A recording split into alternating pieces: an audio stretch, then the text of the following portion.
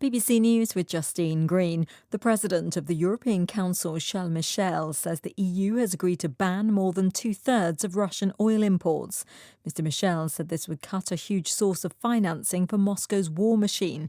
He added that Russia's largest bank, Sberbank, was being cut off from the SWIFT system.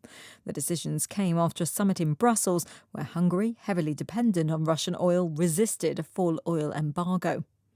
A United Nations report says civilian deaths and abuses by the armed forces in Mali have increased sharply in the first quarter of the year.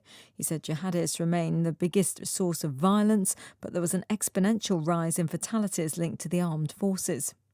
The authorities in Nigeria say the leader of the country's Methodist Church, Samuel Kanu, who was abducted on Sunday, has now been released.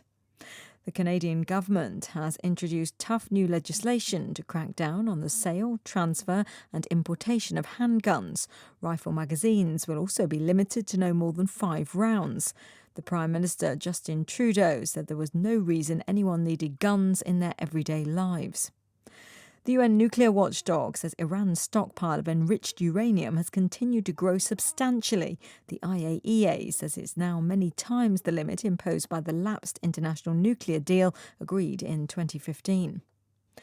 European football's governing body UEFA has commissioned an independent inquiry into the chaotic scenes that delayed Saturday's Champions League final between Liverpool and Real Madrid in Paris. Kick-off was delayed as police used tear gas and pepper spray against Liverpool supporters outside the stadium. The French authorities have blamed Liverpool fans.